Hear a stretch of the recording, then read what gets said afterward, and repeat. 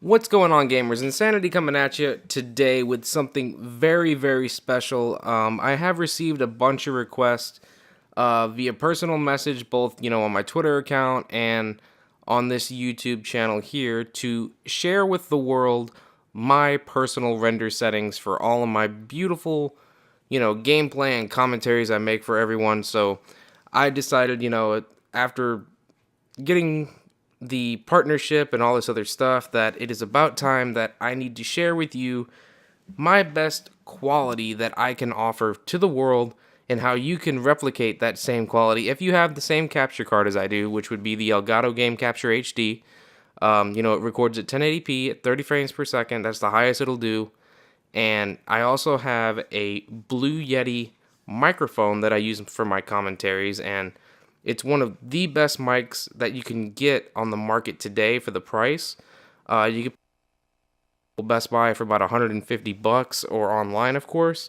If you're paying more than that, you're paying too much. So if anyone's trying to, sell one online or anything, just keep in mind $149.99 should be your price point. And let's get into the actual project properties here. The big thing is I do use Sony Vegas Movie Studio HD Platinum 11. I do not use Sony Vegas Pro. A lot of people think I do. I like to use the Movie Studio HD because I do a lot of reformats on my PC. I mean, once my PC starts running slow with all these capturing, and I do have like a solid state drive as my main hard drive for my PC, but I basically just keep all my special programs and everything backed up on a second hard drive. That's a 2 terabyte. And when I do a reformat, it's easy just to reinstall everything, and that's why I use Movie Studio. It's really simple to reinstall, it's pretty compact, and it's not as large, and it doesn't take very long to reinstall. So, let's go ahead and head on over to the project properties here. As you can see, I do 1920 by 1080 for the 1080p at 30 frames per second. And the full resolution rendering quality, I always make sure it's on best. It should always start this way because that's the way I already set it up. And depending on, the project or video that I import, you can always make it change. So I always make sure I always have best for that. For the audio, it's always at 48,000. Bit depth is at 16. And of course, the resample and stretch quality is always at best as well. And I always like to make sure I go back and recheck this, start all new projects with these settings, because that's what I like, that's what I use, and that's all I mess with in that. Just move along. I already imported a clip here, and this is a clip I used earlier today from Halo 4, and pretty much, it was just another SWAT gameplay. It's what I like to play. And, it's just a minute long. I didn't want it to be too long, just because when I render this out, I want to make sure that you're able to see it, and you can see the difference. And I was going to do them side by side in comparison and all that other stuff. So here's the big thing. This is what everyone wants to see. First thing, right click it, go to switches, and disable resample. You don't need it. It's absolutely not necessary. It can make some things look a little funny, and I personally don't like it. Now, next thing I do is I go ahead and click on the track effects, and I select two options. First is the Sony color corrector secondary, and I also click on Sony sharpen. I make sure both are highlighted, and I click add. Now this is where the fun comes in. I already made two presets. One for the color corrector. I have it set to gaming because I already have these fields filled in with what I like. So here you go. Here's the first step. Let me go ahead and make this a little bigger so you can see it all. There we go. Everything you see here is what I use for the color corrector. And if you looked at the preview window, and I'll go ahead and uncheck it and recheck it so you can see the difference. Kind of makes some of the environments a little bit darker, gets rid of that hazy fog kind of look. And it just makes it look a lot better, and the colors pop a lot more.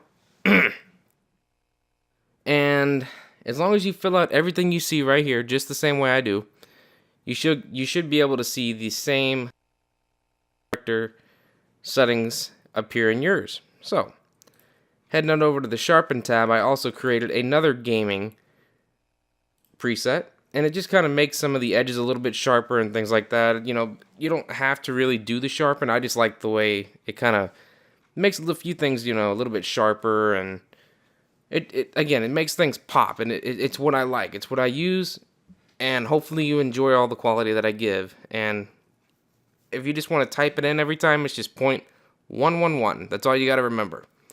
Once you add those two in, click the X button. You know, we can go ahead and take a quick look at how it looks real fast. Let me go ahead and play it for a second.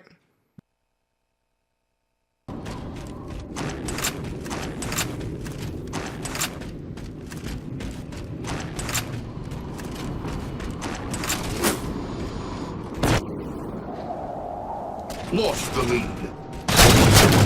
Gained the lead.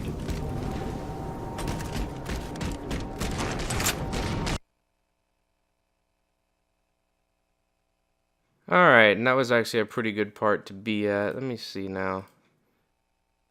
When I'm running along, I should be able to fly across and run into someone fairly quickly. There we go.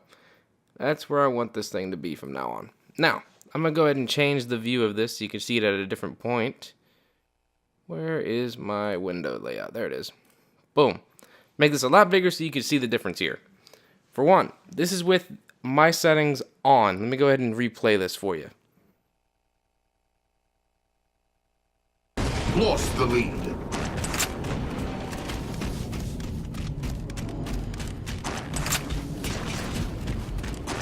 Lost the lead.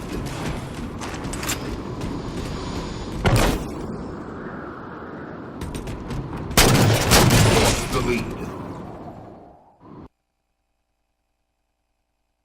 Alright, and that was with it on. Let's see now. Let me go ahead and go back a little bit.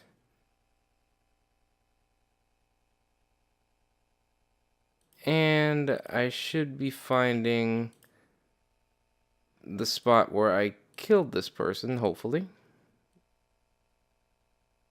I think it's about right. There it is. I should have noticed with this huge mark here. But let me go ahead and turn this off. Track effects. I'm just going to uncheck everything so you can see it at a bigger view here.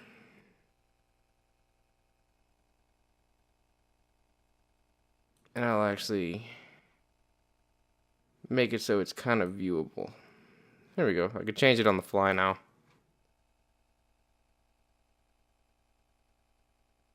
Alright, here it goes, guys.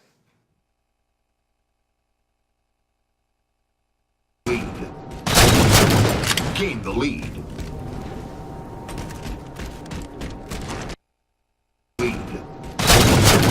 Gain the lead.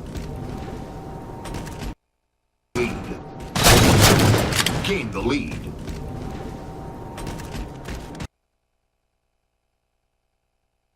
And let's go ahead and turn all this junk back on. And this is going to be a great time to see everything change. Turning sharpening on. You won't notice a huge difference when sharpening gets turned on, but let's just turn it on anyway. You can see some of the things on the gun, you know, pop in and out right there on the physical weapon itself. You know, a couple of the colors, and like for instance on his hand right there, the armor kind of pops out a little bit. But and then when I hit color corrector, this is really when you're going to see a difference. Boom. You know, it gets a bit darker. That hazy look goes away, and it just looks a lot better. I mean, this is a darker, you know, kind of map, so it's not gonna, the colors aren't gonna pop as well. So let's go ahead and replay this again in this higher resolution here. Gain the lead.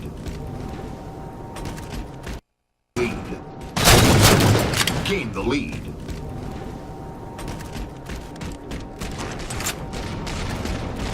Lost the lead.